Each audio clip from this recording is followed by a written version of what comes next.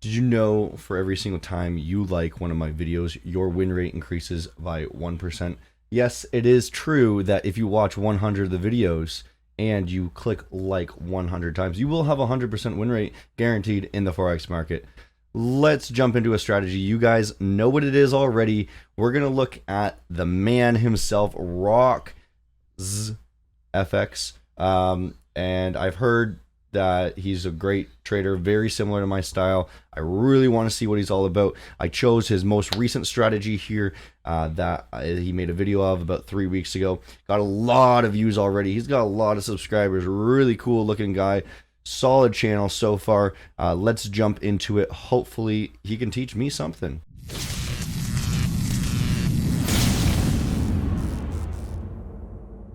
Alright guys, so this is a break and retest strategy. It does seem like it could be similar to mine because it's simple price action based trading. Let's just jump on it. What's going on, everybody? Welcome back to my YouTube channel. So on today's session, we're going to... First of all, I did not expect his voice to be like that. I expected him to have a voice like The Rock or something, like super American manly, something like that. But I do like the English accent as well. We'll be going over a complete beginner's guide to a simple break and retest strategy. Now, a lot of you have been requesting this, so I thought I'll get this done.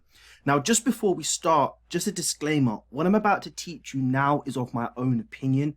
This is not financial advice, so please remember that.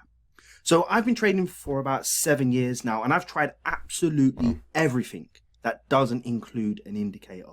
So price action for me was really always the route to go. Now, I found over the years, keeping trading simple is clearly the simplest way to stay on top, to be systematic and in control of each action that is taken. So what I'm about to teach you today is purely based on price action trading alone, following the trend and understanding the market's behavior. So let's roll the intro and get into this. Awesome. It sounds really promising so far, so I'm really happy with that. Oh, that's a cool So the logo. first thing that we need to understand when we're trading this strategy in terms of a break and retest strategy is that there's 3 phases to any market structure. We have an uptrend, we have a downtrend, and we have a sideways moving market. The way the market illustrates these phases come in all... This guy's got some really cool post editing after animations that I kind of like this idea. He puts in some work for these videos actually, with all the screen overlays and whatnot. It's really well done. Different variations. So it's very important for you to get familiar with the different patterns that you're about to experience as part of this strategy. So now what we're going to be identifying on an uptrend is how the market pushes to the upside, pulls back to the downside, continues to push to the upside, and pulls back to the downside. Now, in theory, we would all love for the markets to look like this every single time, but we know it's not going to happen every single time.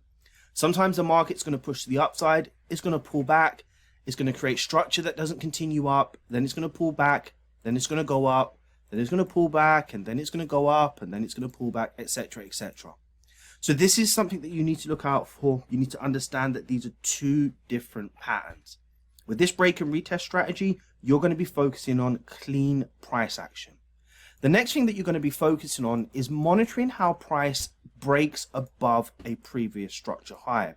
So in this instance, if the market is pushing to the upside, you're going to be identifying this as your structural high. Now, you don't want to buy the market until price has illustrated a clear trend. And that illustration would be represented by price breaking above structure, retesting structure, and then continuing to the upside. So what we're going to be focusing... Okay, so his definition of a clear trend is a little bit different from mine. My definition is more based off of previous price data, and it's basically looking for the previous highs and lows to be broken and closed above. But he then in turn is looking for a retest of the current trending highs, if that makes sense. I think His is going to be a little bit more delayed at my first thought, but it could be more of a guarantee that the trend is actually going in that direction. So it's probably merit to both sides, honestly. On today is how we can identify taking trades in and around these break and retest levels. You're going to be looking for clean structure that clearly illustrates a trend in market to the downside. You're going to be looking for price to break the previous structural low, and then you're going to be watching how price pulls back to these key levels for a retest, and then look for these continuations. Again, the patterns to take these trades will be illustrated later on in the video. So this is what you're going to be looking for as part of this break and retest strategy. It's really, really simple. Now, if you don't know this already, the market creates structure with higher highs and higher lows and lower highs. Now, I'm not going to illustrate this in this video because it's something that most of you will already know. But if you don't know the terminology behind this trading strategy, then just understand the simplicity of it, which is simply waiting for the market in a downtrend to take out its lows and come back to this level for a retest before a continuation, and vice versa for buying opportunities.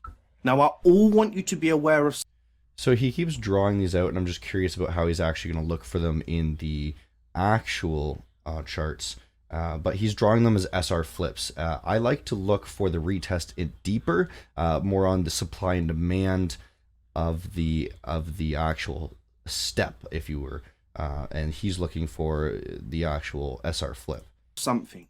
The only markets that you're going to trade is if the market is pushing to the upside or the market is pushing to the downside. If the market is moving sideways and you do not identify a clear directional bias, then guess what you're going to do? You're not going to trade in this market. The habit of a trader is to create a story that doesn't exist. And that's what leads to very bad trading opportunities, losing a lot of money, taking trades you shouldn't be taking, etc., etc. So any market structure that is moving sideways, you are not taking any trades. Only if the market is clearly identifying an uptrend or a downtrend is when you will go into the markets. The next thing you need to understand is the phases of the market.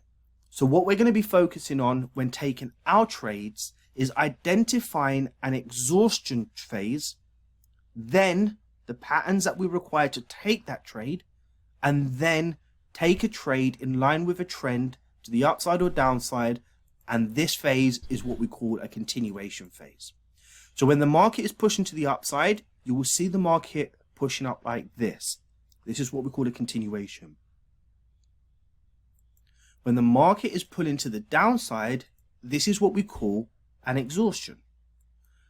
You're going to be focused on taking trades in this area here, when the market is clearly identifying that the exhaustion is over.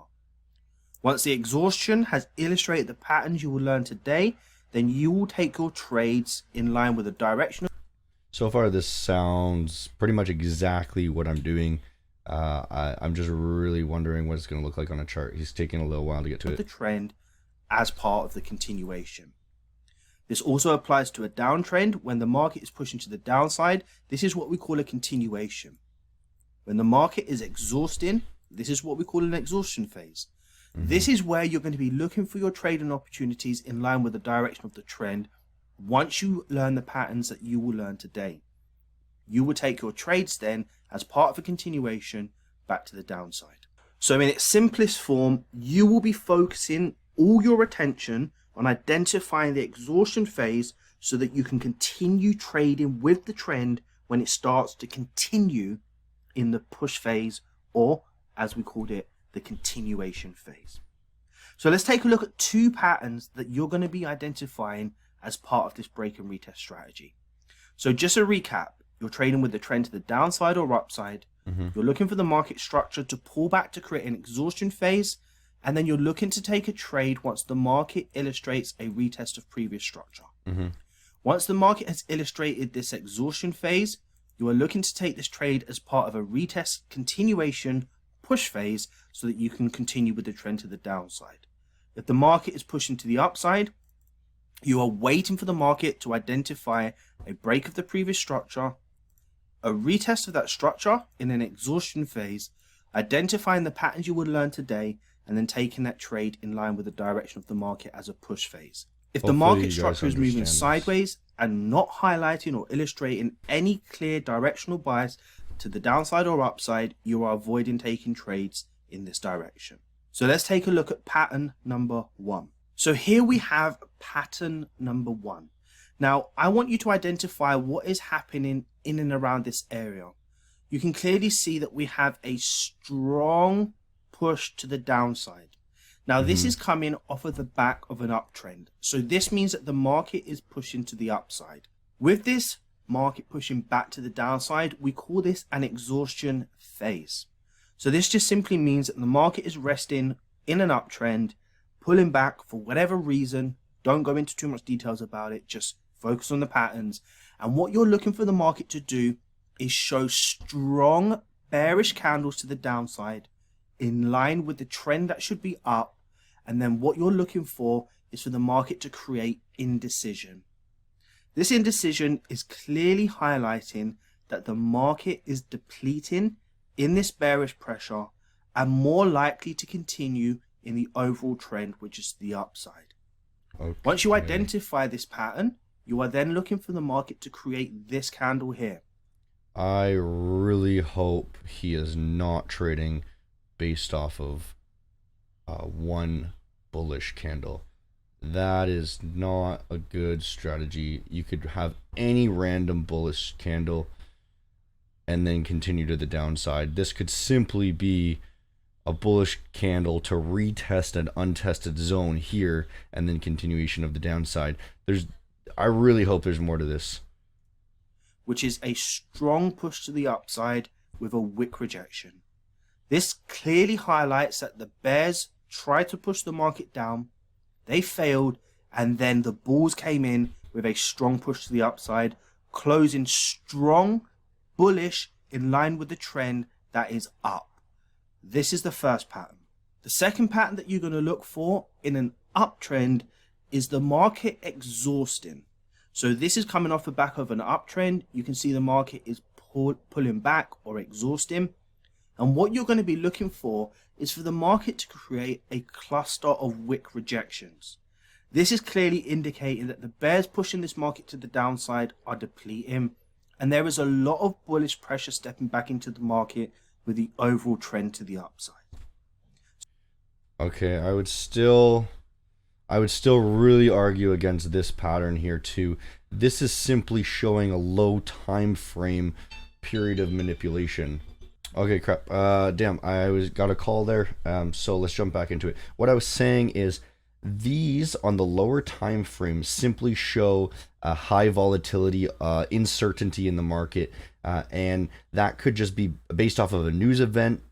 It could be based off of opening on the New York Open, the London Open, a lot of volatility, a lot of manipulation. It could be freaking anything really. And the only thing that he's basically basing this off of is that it's going to make it more probable is that we're already in an uptrend. So his only logic in this so far with this pattern and the previous pattern is that you're just waiting for the exhaustion, as he calls it, to slow, and then we're jumping into the uptrend, hoping that we're going to be able to get into that uptrend. And I think he probably uses a decently wide stop.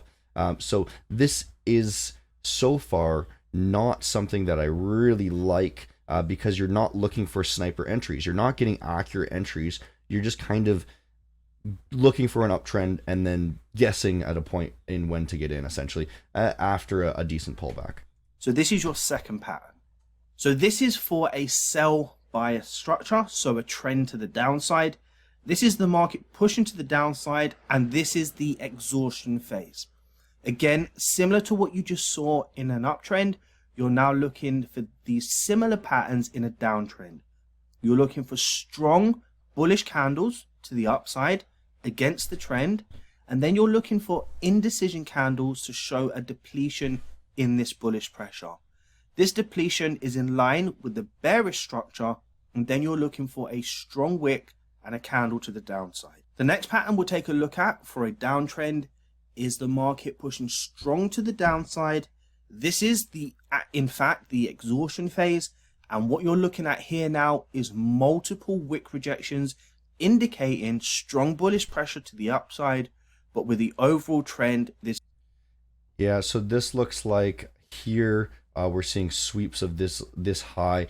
I'm thinking a lot of what he's showing here is essentially higher time frame versions of what I would be looking for.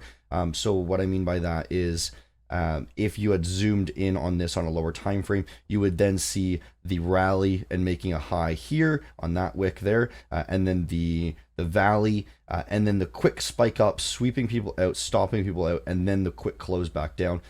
And I think these patterns, this is essentially what prints on the higher time frame, but it makes a lot more sense in my mind when we're looking at the lower time frame. So there could still be merit to this, and he's just kind of explained it on, you know, hourly and 4-hour candles, where I'd be looking at the 15.5. This bearish pressure representing that the bears are taking back control of this market. So they're the 4 patterns. In fact, they're 2 patterns, 2 for a buy bias market and 2 for a sell bias market.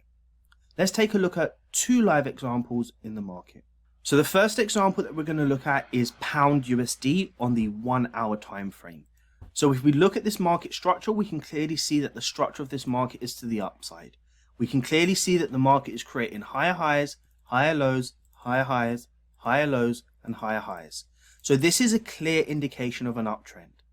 Now what we're looking for the market to do, remember, is break the previous high, and then we're looking for the market to come back to this level to show strong signs of bearish pressure into this level, and then we're looking for the indecision and then the bullish candle to represent a continuation of this trend.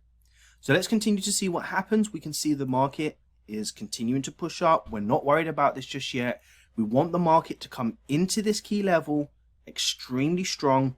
We want to see the indecision at this level, as we're starting to see now. So the market has come back to this level. We see indecision, and now what we want to see is a strong candle. Okay, this is a little bit confusing for me, and I suppose everyone. Why did he draw the box here? Does that make sense to anybody? This is if he's just looking for the highs of this level, he should have drawn a line on the highs right here, which it never came back down to. What it looks like to me is he's drawn this knowing that it's going to come down there so that he can give this as an example. I do not like this example at all, because this top line doesn't match anything in the past, aside from, you know, this, which this candle isn't of any importance, I don't believe. But you know, there could be something in the market that I'm completely missing out on. But that's just kind of my thought. To the upside. Now, I just want to make this a point. You might be saying, well, why did you not take the trade here when there was indecision and there was a strong bullish candle to the upside? Well, this is a very important rule. Do not take a trade when you first identify this pattern. You want the market to create a level, and then you want the market to come back to this level to illustrate that the market is holding. Wait. I see something even better. Do you notice that this wicked slightly lower? So what you could then look for, if you wanted this to be even better, is if you see a sweep on this secondary level, then you're going to know that that's actually going to be a bullish continuation off of that level right there. And then you don't necessarily need to even have this zone drawn out whatsoever.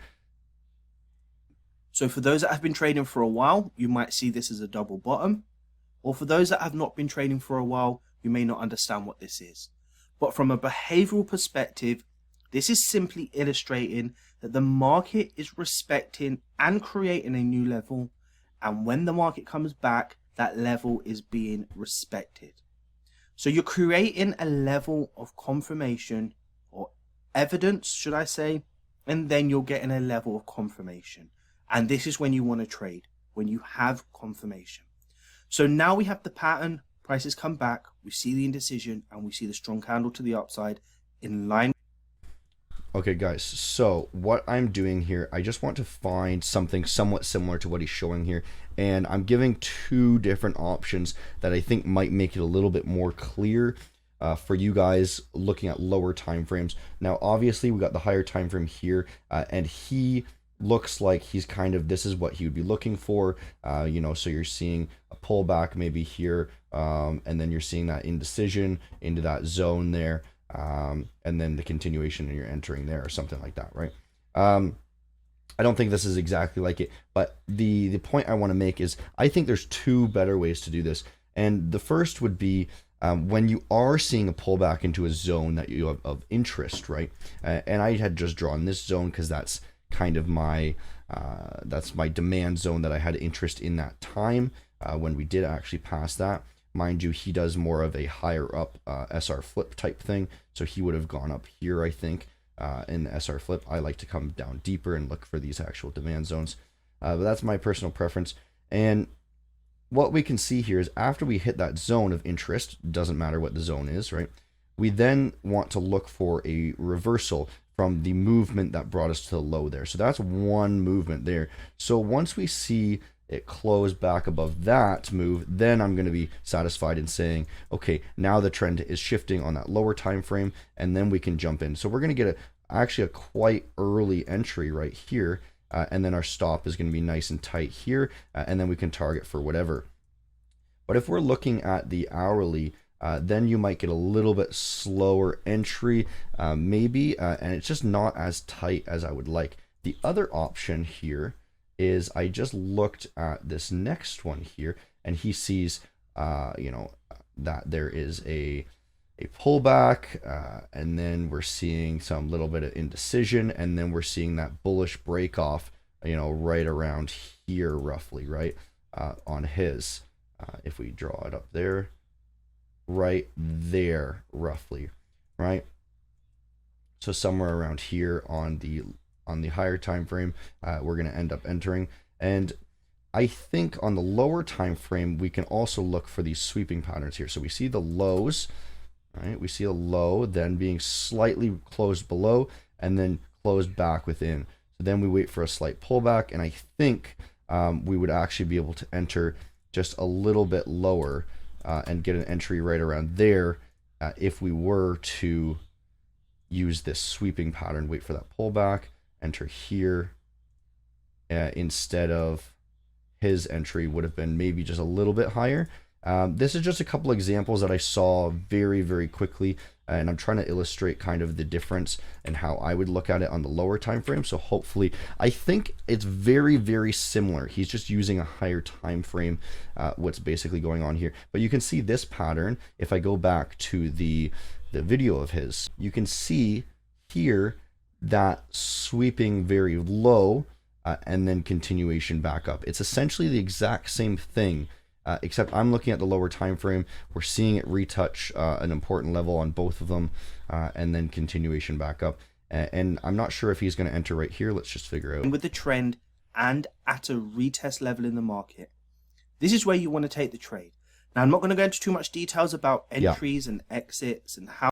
Yeah, so this is the major problem I see with this, is because he's waiting for a massive close above, and now he's entering on the absolute highs.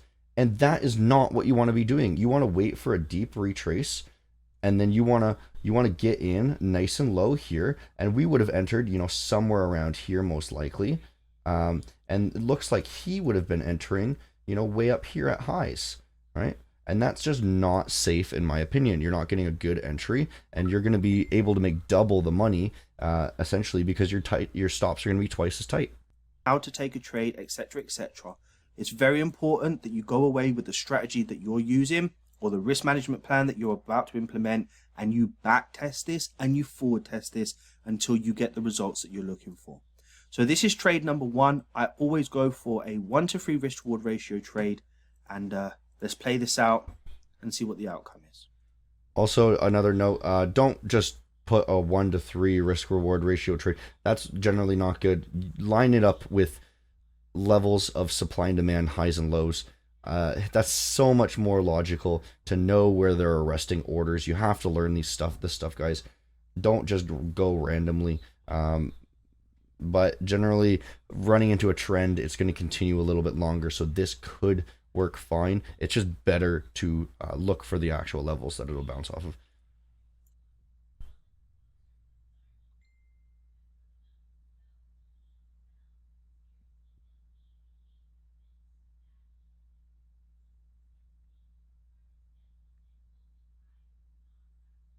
Yeah, so the reason this works so well is because of that momentum sweep shift.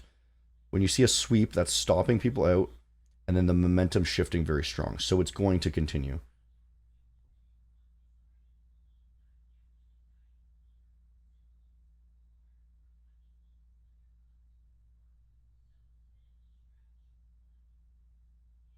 So there we have it. Trade number 1 has hit take profit. So please remember this pattern is very, very powerful. We want to take the trade in line with the trend. We want to see price break above a previous structural high. We then want to see price come back to a level or create a new level. And then we want to see a double bottom of that level. Look for the indecision after strong bearish pressure into this level. Look for the indecision and then look for the bullish pressure to the upside in line with the trend and take the trade. Let's take a look at our second pattern. So for our second pattern, we can clearly see here on EURUSD on the hourly time frame that the structure of this market is to the downside. We can see that the market is pushing, exhausting, pushing, and exhausting. Now don't think about this too hard, but just look at the structure. Does this look buy bias to you, or does this look sell bias? Once the market has illustrated that it's either trending up or down in this instance, identify where the market is creating a level. Now remember, we're not taking the trade immediately. What we're looking for is for the market to come back to this level to highlight the pattern that we're looking for. So what we want to do is just wait patiently for the market to come back.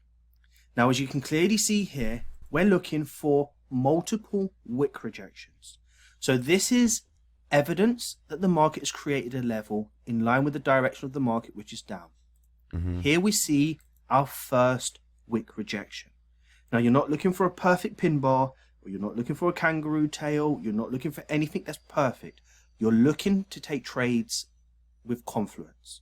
So our confluence is a downtrend, a level created, our first wick rejection, and our second wick rejection. Once you have this evidence, now it is time to take this trade. Again, I'm not going to go into too much details about how you take this trade. It's down to you to go away and back test this or forward test this to make sure that you're fully understanding and grasping what you're being taught today. But the simple concept of trading with the trend, looking for the break of structure, as you see highlighted here, the break of structure, as you see highlighted here, price coming back as a retest, and then the wick rejections as evidence of a level being created, and then confirmation of price respecting that level. Honestly, I think this is really confusing to understand. I'm not sure if anyone kind of would be able to jump onto that right away. I don't know exactly what he's talking about, unfortunately. It looks like it's basically just going down really sharply. He waited for it to slow a little bit, which is not a very good way to explain something. You need very concrete things to follow, in my opinion. You can't really just say, you know, it's slowing down here, it's coming up again, slowing down, and then looking for an entry randomly here. Let's play this out and see what happens.